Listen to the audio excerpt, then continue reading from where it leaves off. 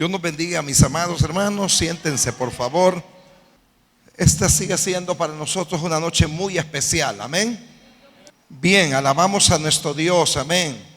Porque nos da un día muy especial para poder adorarle y acercarnos delante de su presencia. Sin lugar a dudas, la oración es la actividad más importante, más sublime y más urgente que necesitamos practicar, hermanos, en este último tiempo. Amén. Vamos a tomar una palabra para entresacar algunos principios importantes en el libro de Jeremías, capítulo 33, un pasaje muy conocido. Tomamos los versículos 6 al 9. Jeremías 33, versículos 6 al 9. Aleluya. Bueno es nuestro Dios. Bueno, ya dieron la bienvenida, pero vuelvo a dar la bienvenida a los que están con nosotros.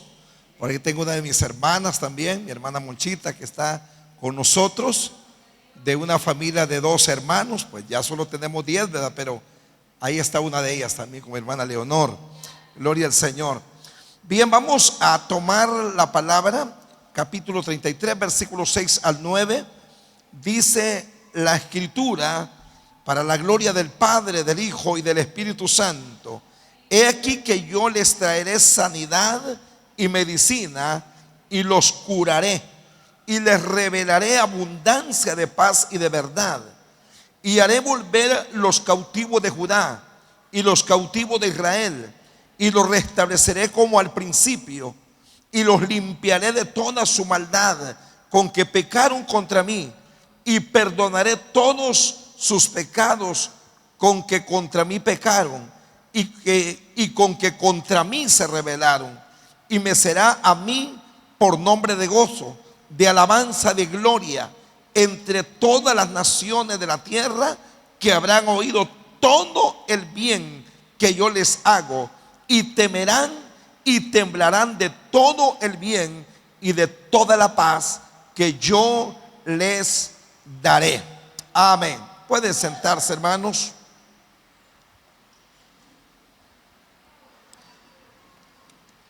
Quisiera hablar un poco sobre el principio de la adoración, aunque en los versículos que hemos leído no se menciona, pero ni una tan sola vez la palabra adoración. Pero como digo, un escritor decía que la adoración es la forma más alta de oración que existe. La adoración es la forma más alta, o la adoración es la forma más alta de oración que existe. ¿Qué quiere decir? Porque la adoración es en esencia una forma de orar, porque es donde usted más extrema la grandeza de Dios. Es donde usted puede contemplar su majestad, su gloria y su poder. Es donde usted no tiene la mano extendida para pedirle, sino sus manos levantadas para engrandecerlo, para adorarlo, para exaltarlo. Porque pensamos que orar es estar pidiendo y pidiendo y pidiendo y dame. Y pareciera que no se vuelve una oración tan egoísta de tanto pedir, y tanto pide y tanto ve la mano de Dios, que no puede ver el rostro de Dios. Y Dios quiere que empecemos a ver su rostro antes que estar viendo su mano para que nos dé. Amén. Entonces, el profeta está, según los primeros versículos que no hemos leído, dice que vino palabra de Jehová a Jeremías la segunda vez, estando él preso en el patio de la cárcel. ¿Cómo está el profeta, hermanos? Está en uno de los restaurantes de Comayagua, está allá por Paseo Alameda, o por ahí en algún lugar de diversión, de esparcimiento. No, está en el patio de una cárcel, ¿verdad? Amenazado a muerte, reprendido cruelmente por causa de su ministerio profético. Como usted ve, los profetas del Antiguo Testamento no recibían aplausos, ni halagos, ni mucho menos ofrendas. Sencillamente eran, hermanos, criticados fuertemente, amenazados a muerte por causa de cumplir el ministerio profético. Está en el patio de la cárcel y usted puede, si vemos desde la perspectiva de nuestro tiempo, cómo se ve a un Dios que solo bendice, diríamos, ¿cómo es posible que el siervo que amaba a Dios, el siervo que pretendía ser fiel a la palabra, el siervo que había vivido conectado con Dios, no está en un lugar más digno, sino en una cárcel? ¿Cómo es posible que los siervos de Dios no estén en un lugar más cómodo, sino en una cárcel? En una cárcel donde podría enfocarse, hermano, internamente hacia la queja: Señor, tanto que te sirvo, tanto que te he honrado, tanto que he caminado contigo, y ahora me tienen en una cárcel. Cualquiera diría: bueno, este Dios injusto, ¿es posible llevar a sus siervos a una cárcel? ¿Por qué tiene que llevarlos a una cárcel? Creo que usted conoce bien el desglose del Salmo 73. Cuando el salmista Asaf dice que él cayó en una crisis espiritual al pensar de que cómo es posible que los impíos prosperan, los impíos tienen fama, tienen holgura, tienen placer, y que los que le sirven a Dios están a veces en estrechez, en batalla, en lucha, en dificultad.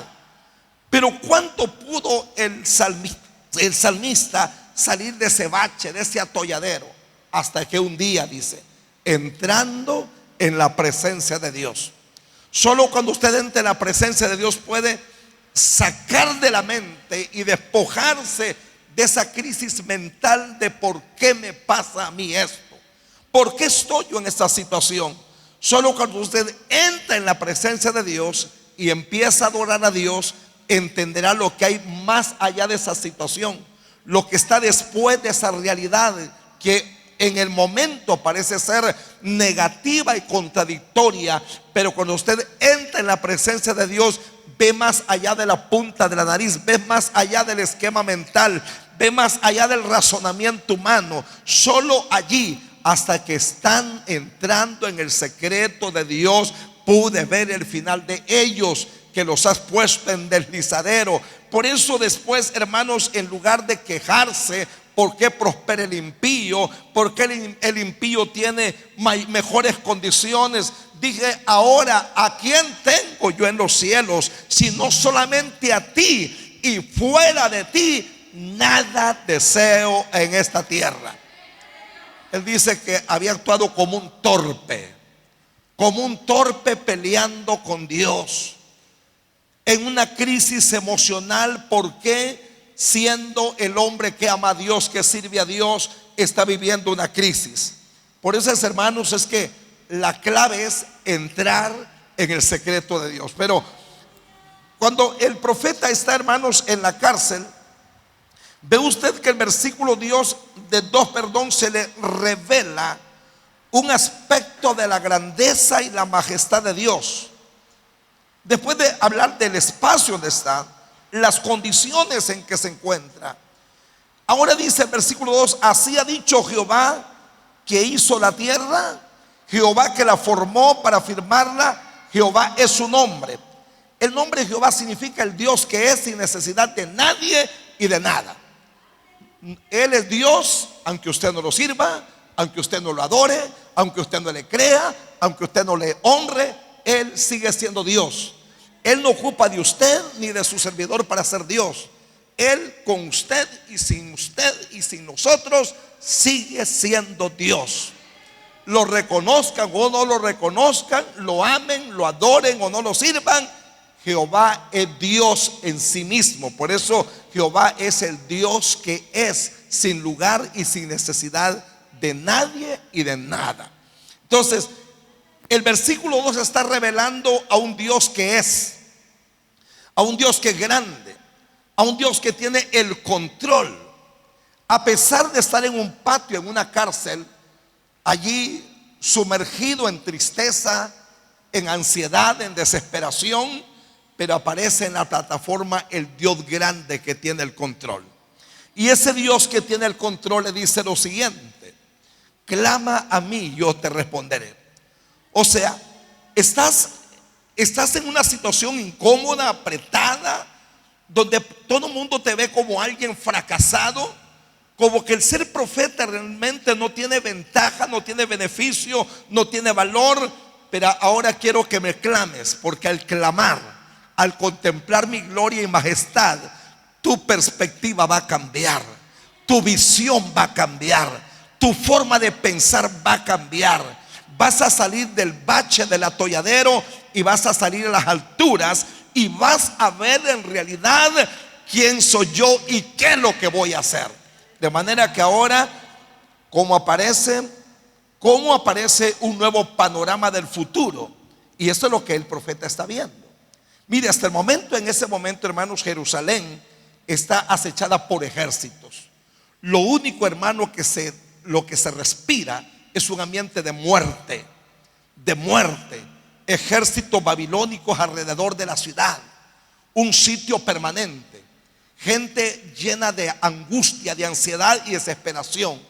Un pueblo, hermano, que lo único que le espera es una guerra devastadora, y consecuentemente la guerra trae hambre y trae epidemia, trae peste. Entonces no habría nada favorable. Sin embargo, con todo ese ambiente pésimo, con esa perspectiva, gloria a Dios, le dice el Señor: solo hay una manera en que vas a empezar a ver las cosas diferentes. Clama a mí y yo te responderé. ¿Y cuál es el panorama?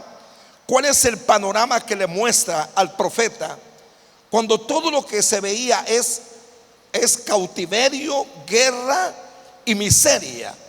Capítulo 33, volvemos a la palabra, y dice: ¿qué va a pasar?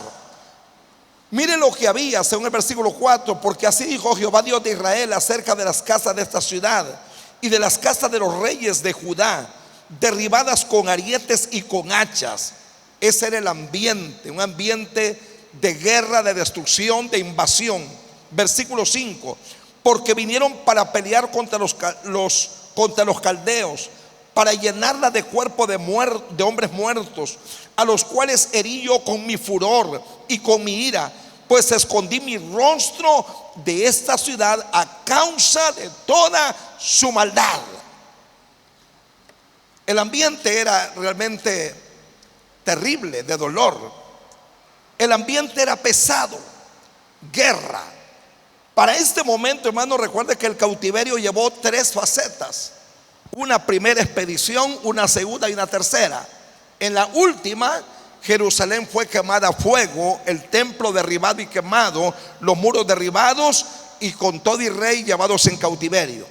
Pero ya desde antes se habían llevado a Jeconías en cautiverio con nobles y sabios de la ciudad.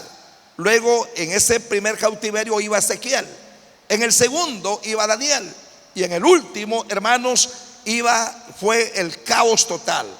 De manera que lo que hay alrededor de esta situación, hermano, es cautiverio, es vergüenza, es sufrimiento y es dolor. ¿Quién podría estar soñando con algo bueno que iba a pasar?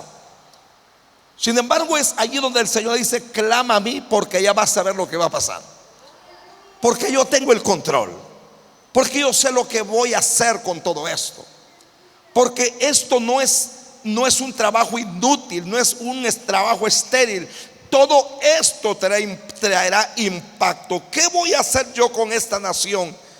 Si usted está pasando un ambiente así, nada bueno, nada grato, nada favorable, el Señor dice: clame, porque ya vas a empezar a ver lo que va a suceder. Versículo 6: he aquí yo les traeré sanidad y medicina, y los curaré y les revelaré abundancia de paz y de verdad. Por eso debe de clamar, porque ese es el proyecto de Dios, ese es el plan de Dios: traernos primero sanidad y medicina. Si algo había en la nación era enfermedad, una llaga podrida, una condición de pecaminosidad al extremo, inmoralidad, idolatría, apostasía, perversión, y todo eso resumía en una enfermedad, una llaga putrefacta y hedionda en la vida de ellos. Pero Dios dice: les voy a traer sanidad y medicina. Sin lugar a dudas, en nuestro tiempo, hermanos, se ocupa tanto esta administración sobre el pueblo de Dios. Vivimos en una sociedad herida, golpeada, niños, jóvenes heridos desde el vientre de la madre. ¿Cuántos niños cuya madre no los quería ni tener? Que cuando le dijeron estás embarazada, en vez de ponerse alegre, se puso frustrada, decepcionada y hasta queriendo abortar. Hoy en día hay un proyecto mundial sobre cómo facilitar el aborto a la sociedad. ¿Por qué se tiene que abrir el espacio para que el aborto sea tan viable, sea tan expedito para nuestra sociedad? Precisamente porque hay una sociedad llena de amargura. Y lo que dicen los expertos es que el aborto es permitido porque hay tantas muchachas que salen embarazadas de manera indeseable, y que hay otras que es porque fueron violadas, y el otro caso es porque se entiende que el niño en el vientre ya tiene alguna afectación, algún defecto, y no quiere esa madre tener un niño defectuoso, no quiere tener un niño con síndrome de Down o con otra imperfección. Entonces, bajo estas condiciones dice hay que abortar. Pero detrás de eso, hermano, lo que entendemos es una sociedad llena de heridas, de amargura y dolor, cuyo efecto, impacto está en una sociedad llena de mayores frustraciones y fracasos. Y por eso es que hoy más que nunca la iglesia misma, a la iglesia nadie viene sano, hermano. ¿Alguien vino aquí sanito? Si sano hubiera estado, no hubiera llegado al evangelio. Y si yo los pongo a testificar a todos, todos dirán, hermano, yo vine con este problema. Vine hecho una llaga, lleno de heridas. Vine quejándome, vine murmurando, vine con frustraciones, vine con traumas, con temores, con heridas. Pero Dios dice que nos ha traído a un lugar a pesar de todas las noticias negativas, a pesar de toda la crisis que nos rodea, que Dios va a traer para ti, para tu descendencia, sanidad y medicina. Damos gracias al Dios que tiene esa provisión. Nuestro Dios es un Dios que tiene sanidad y medicina, y además de eso nos va a revelar ¿qué cosa, hermanos? Abundancia de paz. Este mundo está tan inmerso en un ambiente, hermano, de violencia, de inseguridad, de zozobra, expectación por cosas malas, y Dios dice voy a darles abundancia de paz. Esa es la especialidad de la vida cristiana, hermanos, o de lo que el Señor ofrece. El Señor no le ofreció a usted un mundo, un panorama tan como un paraíso. Él no ofreció un camino de rosas. Él no ofreció un mundo lleno, hermano, de todas las comunidades. Él dijo: en el mundo tendréis tribulación, pero confiad, yo he vencido al mundo. Quiere decir que aunque el mundo esté atrapado en el dolor, atrapado en la ansiedad, atrapado en la opresión, atrapado en un montón de crisis, nosotros podremos disfrutar de un ambiente de paz. Podemos descansar y reposar en la mano del Señor. Si usted vive oyendo hoy noticias, solo va a oír insultos, ataques al gobierno, otros defendiéndose, en fin, la guerra de Ucrania con Rusia. Ahora nuevas perspectivas respecto al nuevo presidente electo de Estados Unidos, que va a hacer esto, que va a mandar a todos los inmigrantes de vuelta. Y en fin, usted va a encontrarse solo con negativismo, solo con guerra, solo con violencia. Un mundo realmente hundiéndose, un mundo desangrándose. Pero el Señor nos dice: iglesia, para ti habrá revelación de abundancia, de paz y de verdad. Amén. Todo esto a pesar, es que oír una profecía, hermanos, en un congreso de adoradores, de gente gozosa, que anda dinero en la bolsa, que tiene un coffee break de lujo a las 10 de la mañana, que tiene una buena comidota para el almuerzo, que andamos en un carrito bueno. Aleluya, la profecía. Pero el profeta está en una cárcel, hermanos, amenazado a muerte. Amenazado a muerte. Pero Dios le está diciendo: deja de ver la cárcel, deja de ver esta guerra que hay ahorita, deja de ver todo este desastre, deja de ver cuántos muertos han caído en Jerusalén por mano de los babilonios, deja de ver cuánto se han llevado los babilonios ya en el cautiverio, y empieza a ver lo que voy a hacer yo.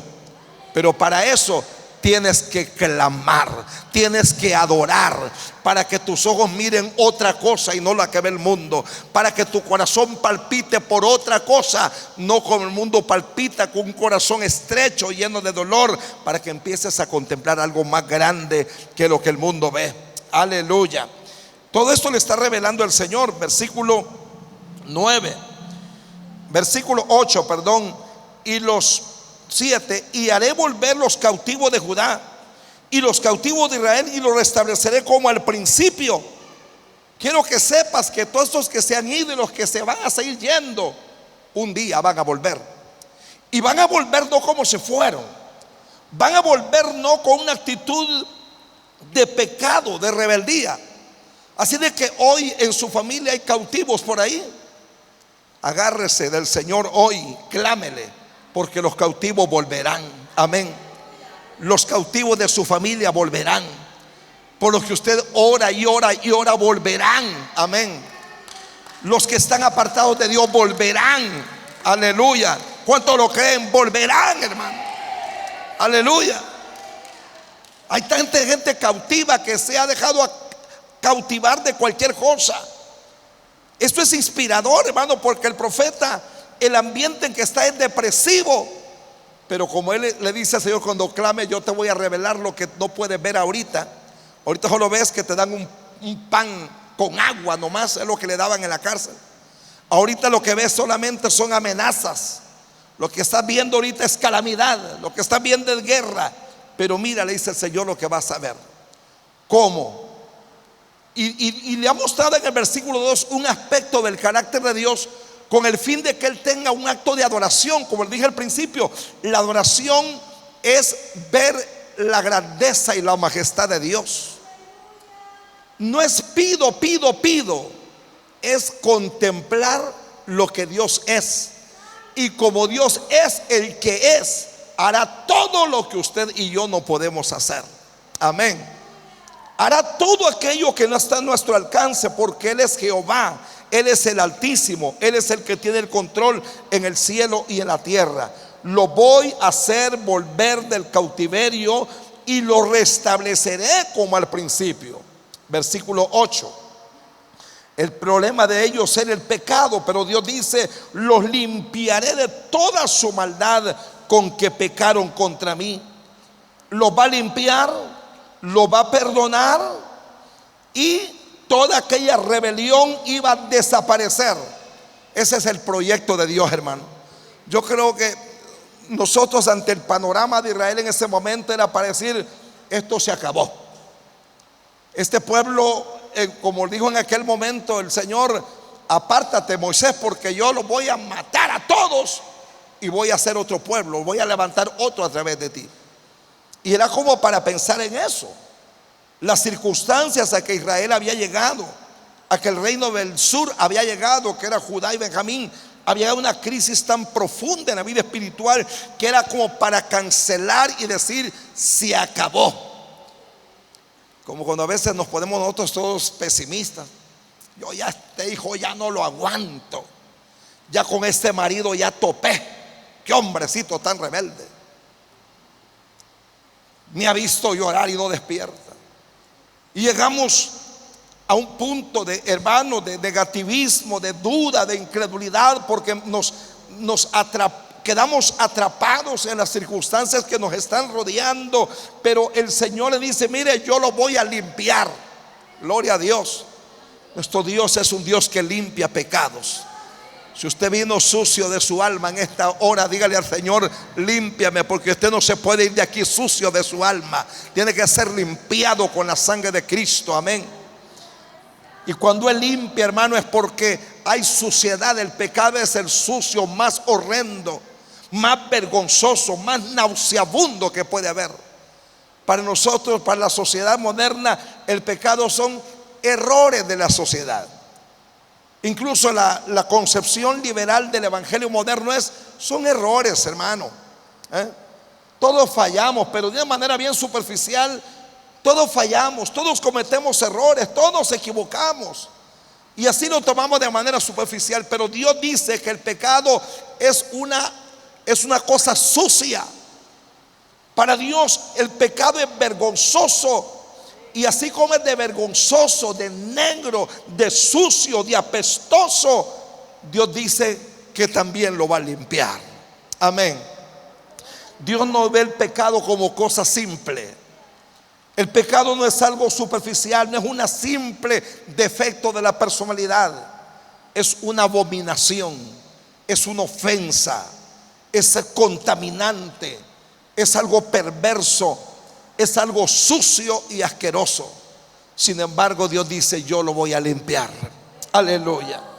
Lo voy a perdonar.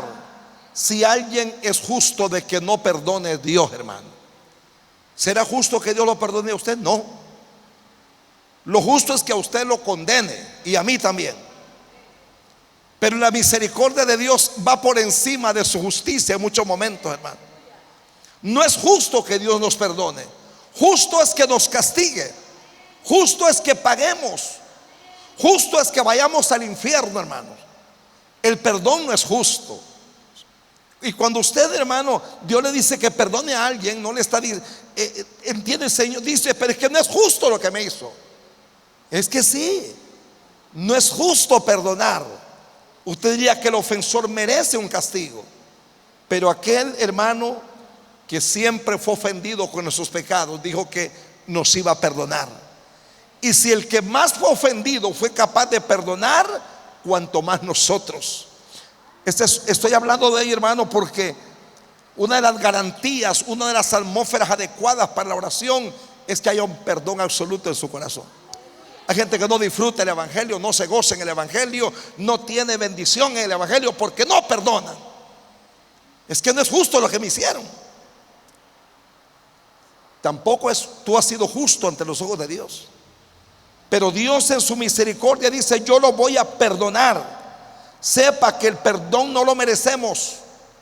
El perdón no es justo para nosotros, pero su gracia y su misericordia triunfan sobre el juicio y nos ha traído el perdón que no merecemos. Lo voy a perdonar, dice el Señor, de todos aquellos pecados que contra mí pecaron y que contra mí se rebelaron. Y es más, el versículo 9 dice que su pueblo será por gloria, será por alabanza. O sea que todo este proyecto, ¿sabe qué provoca, hermanos? Un ambiente de alabanza, un ambiente de gloria. Aleluya. Yo entiendo, hermano, que cuando en los cultos hay gloria de Dios, es porque los perdonados y los redimidos, hermanos, tienen una expresión por lo que ha pasado dentro de ellos. Dijo alguien: eso no es bíblico, desde luego, que diga que los ángeles se callan porque usted está cantando. Eso es como que una manera como de magnificar el papel o la acción de los redimidos. Los ángeles, hermanos, ellos no se cansan en adorar. Ellos viven día y noche: santo, santo, santo, toda la tierra está llena de su gloria. Eres excelso, magnífico en santidad, hacedor de maravillas. Ellos no se cansan, ellos no se aburren, ellos no caen en agotamiento. Hermanos, no están limitados por las circunstancias humanas en las cuales vivimos nosotros. Ellos siguen adorando a Dios. Ahora, quien tiene el privilegio de adorarlo es usted. Y la adoración solo tiene valor, impacto y significado en aquellos que han sido redimidos. Imposible decirle a alguien, hermano, adore a Dios, si está en pecado, si está atado, si está seco espiritualmente, si no está corriendo, fluyendo el río de Dios. No puede adorarlo. Podrá cantar, pero no adorar. Podrá seguir como un lorito lo que cantan los que están en el altar, pero no puede adorar. La adoración, dijimos al principio, hermanos, que es la forma más alta de oración, porque no venimos al Señor con las manos de fuera: dame, Padre. No, pidiéndole a Dios que nos dé algo. Venimos con las manos levantadas, solo queriéndolo bendecir, solo queriéndolo adorar, solo queriendo engrandecer su nombre, solo queriéndole magnificar. Y ejemplo de ello, hermano, yo estaba viendo la vida de Abraham en el capítulo 18, de Génesis, Cuando abrimos el versículo 1 dice que estaba Abraham, hermanos, fuera de su tienda, allí cuando él se instaló a vivir en el encinar de Mamre. Y estando reposando fuera de su tienda, de repente miró 3 varones que venían. Y esos 3 varones, él entendió que no se trataba de 3 habitantes o personajes comunes. Dijo: viene el Señor a mi casa. Y cuando él se dio cuenta que era el Señor, que era una teofanía, o sea, Dios manifestado en personas, dice que él salió corriendo a recibirlos. Y cuando corre, hermano, no fue a darles un abrazo, cayó postrado delante de ellos, porque él sabía que era Dios quien estaba llegando a su casa. Amén. Qué importante cuando tenemos convicción y conocemos quién es Dios, hermanos. Porque el que es amigo de Dios sabe cómo adorarlo, sabe la manera en que debe de adorarlo. Cuando vienen los 3 varones, él sale. Si quiere, lea, abra el capítulo 18 de Génesis. De Génesis capítulo 18. Alabado sea el Señor. Desde el versículo 1 del capítulo 18. Después le apareció Jehová en el encinar de Mamre, estando él sentado a la puerta de su tienda en el calor del día, y alzó sus ojos y miró, y aquí 3 varones que estaban junto a él, y cuando los vio, entró al templo con los pies arrastrados y quejándose a ver bien quién vino al culto, buscando a ver si había un cojincito para poner las rodillas, hermanos, a ver si habían otros orando para orar yo. Salió como corriendo de la puerta de su tienda a recibirlos y se postró en tierra. Ese era un adorador. Y no había una orquesta sonando, no había una música de adoración, no había algún canto angelical. Era un corazón quebrantado, inspirado, humillado, que reconocía la grandeza y la majestad de Dios. Vino y se postró y le pidió: quiero que entres a mi casa. Y empezó a desplegar una serie de actividades, entre ellas: voy a lavarle los pies, que era una actividad exclusiva de los esclavos. Voy a ser tu esclavo, tu siervo, voy a lavarle los pies. Luego voy a traer un bocado de pan, voy a ponerte pan, le dijo a Sara: prepara 3 medidas de harina, de flor de harina, en el rescoldo, quizás sería en un comal o en el horno, ¿verdad? Pero prepárele comida al Señor, porque tenemos el privilegio de tenerlo en la casa. Aleluya. Y esas 3 medidas de harina, hermanos, como la harina es tipo de la humanidad. La humanidad proviene, hermanos, la harina es tipo de lo humano, porque Jesús dijo que el grano de trigo caía a tierra y moría, y él era el grano de trigo que iba a caer a tierra para dar fruto, que es usted y yo. Amén. Entonces, esas 3 medidas de harina es como en decir: aquí está mi cuerpo, mi alma y mi espíritu ofrecido, quemado en un horno para ofrecérselo al Señor. Amén. 3 medidas de harina, y luego que leche, que mantequilla, la mejor esencia, lo mejor, la mayor calidad de lo que él podía ofrecer. Y fue, dice, al corral a buscar el cordero, el becerro mejor que tenía. Ahí hay un adorador. Y ese nadie le dio conferencia no asistió a un congreso de damas ni de caballeros. Nunca le dijeron: mira, ¿qué es eso de adoración? Él no sabía de esas cosas. Lo que sí era que se le había revelado. Entonces la clave es que Dios se nos revele. Amén. Cuando Dios te revela, hasta nuestros cultos serán gloriosos, serán explosivos, serán espontáneos, serán de júbilo, serán de alabanza, serán, hermano, de libertad. A veces los predicadores y los directores de alabanza parecen directores de títeres. ¿Qué es lo que hace un director de títere? Mueva la manito, mueva el piecito, mueva la boquita, ¿verdad? Ahí estamos manipulando el pichiquito para que mueva el piecito, mueva la manito, mueva la boquita, ¿verdad? Entonces pareciera que en eso estamos. Levante la mano, hermano, levante la mano. Abra, diga, habla. Hay predicadores que dicen, digan wow, Dios santo, Dios mío, qué alabanza, digan wow.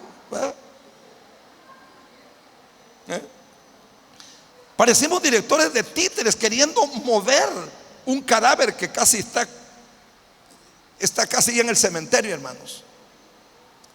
Pero cuando hay un corazón contrito, humillado, un espíritu vivificado y renovado, esa persona no ocupa que le digan ni que ore, no le necesita que le digan que aclame a Dios, porque es algo tan natural para él, es algo natural. Para él es natural como comer, como dormir. Amén. Por eso dígale al Señor, quiero ser como el Abraham, como el anfitrión. Ese anfitrión que recibe al Señor en su casa y que le adora de manera profunda, de manera extrema. Porque la adoración es la llave que destranca las puertas que están cerradas, hermano. De si Abraham, hermanos, se dedica, hermano, a lavar pies, a postrarse, a ponerle de comer al Señor en su casa. Y después de que ha hecho todo lo que va a hacer, el Señor dice, Abraham no aprovechó ese momento para pedirle nada. Aquellos cuentos, hermanos, del Aladín y la lámpara maravillosa, cuando se da esa escena de que pide 3 deseos, que pide aquí y te va a ser concedido, los cuentecitos de antes, ¿verdad? Pide 3 deseos. Si fuera el hecho de que el Señor llegara a su casa y le dijera eso a usted, hermano, ¿verdad? Yo creo que, o que llegara y no que le ofreciera o que le diera la oportunidad de pedir algo. Pero la mayor parte de nosotros, si supiéramos que el Señor llegó a casa, lo primero que presentaríamos es todo el rosario de necesidades que tenemos. Mira mis deudas, Padre, por favor. Ahorita es el chancecito que me resuelvas todo, Padre. Ningún momento, bueno, hay gente que asiste a ciertas reuniones donde llegó un predicador famoso, un profeta, porque dice, hoy voy para que el Señor me sane. A eso van nomás.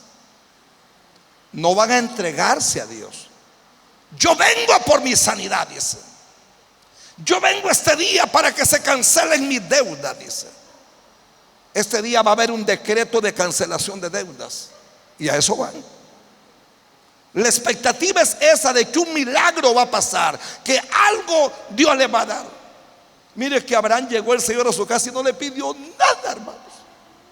Lo ve usted a Abraham ahí como un pirigüeño ahí pidiendo. Nada. Y el Señor en su casa, solo platicando con amigos ahí. Platicando con el gran amigazo. ¿Y qué te voy a pedir, Señor? Pero el Señor, hermanos, cuando Abraham está solo en adoración y en entrega, le dice, llama a Sara por ahí.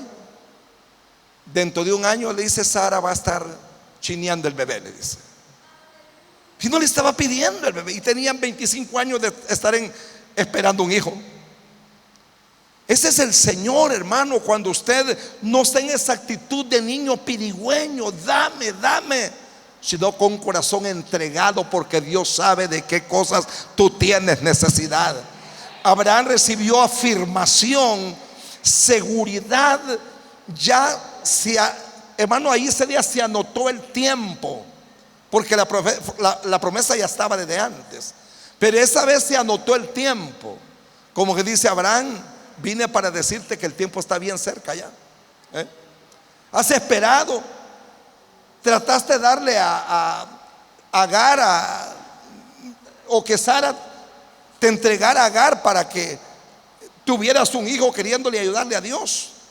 Pero quiero que sepa que el tiempo hoy se ha cumplido, y dentro de ya un año vas a estar criando, vas a estar cuidando el bebé, la promesa que yo te anuncié hace más de 25 años. ¿Qué le parece? Eso es vivir en adoración a Dios. Amén.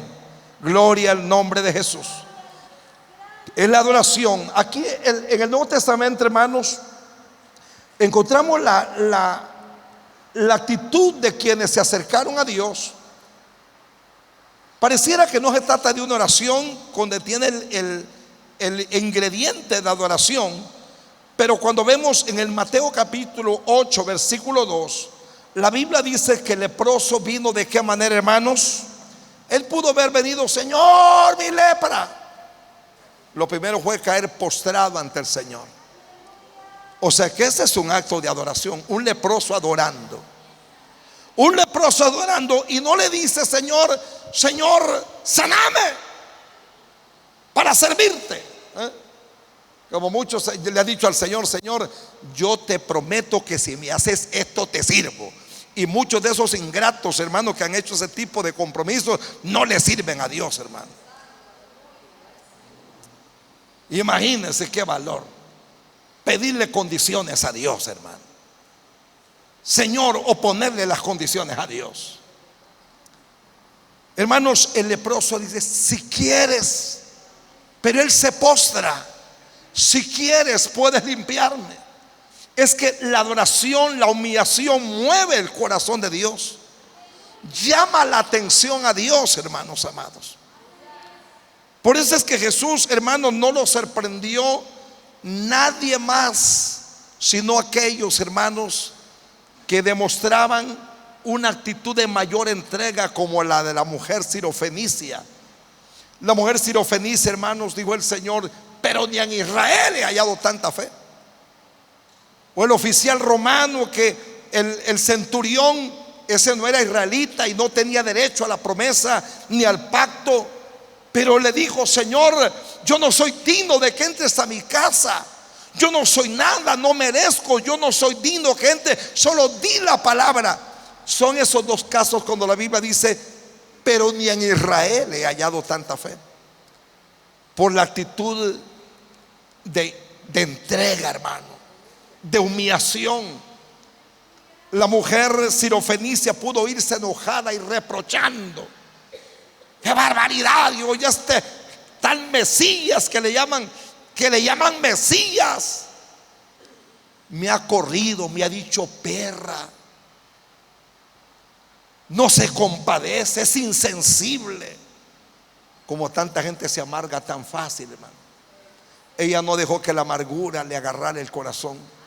No permitió un espacio para decir: Señor, parece que eres bien duro, bien grosero. Si los judíos son malos, parece que vos sos más malo todavía. No hubo espacio para eso.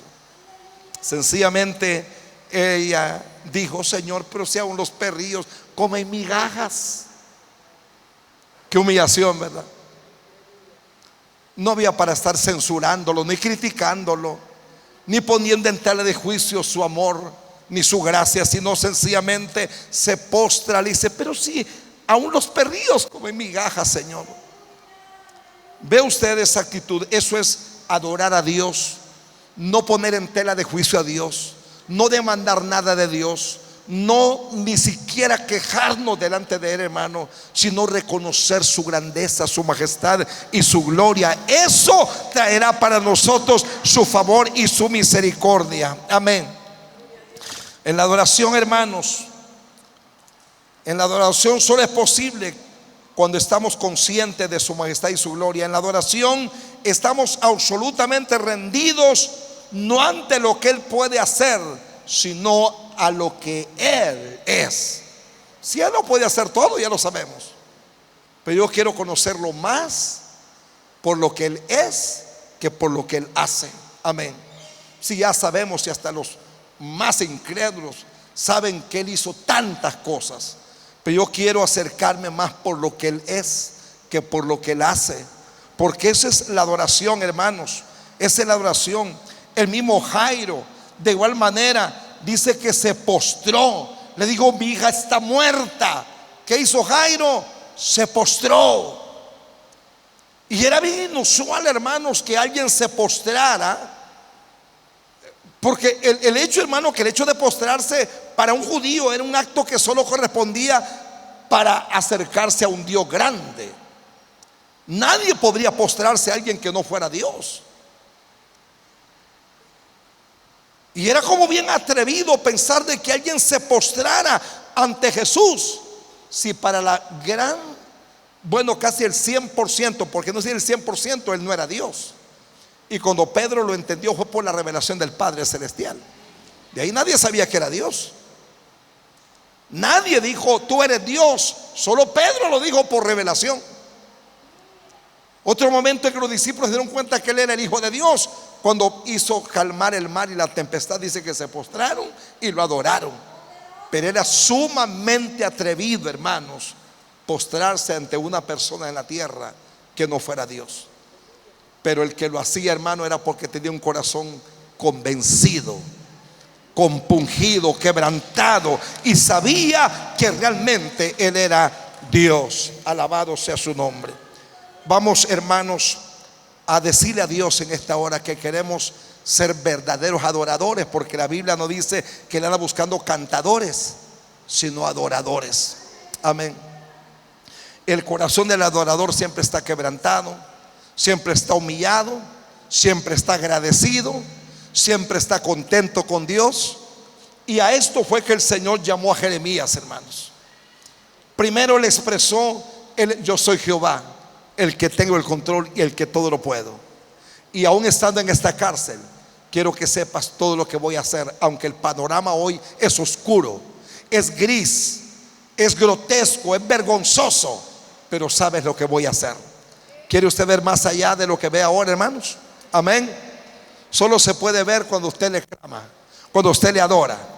Como cuando Ana salió, hermanos, había estado triste, llorando, Señor, dame un hijo.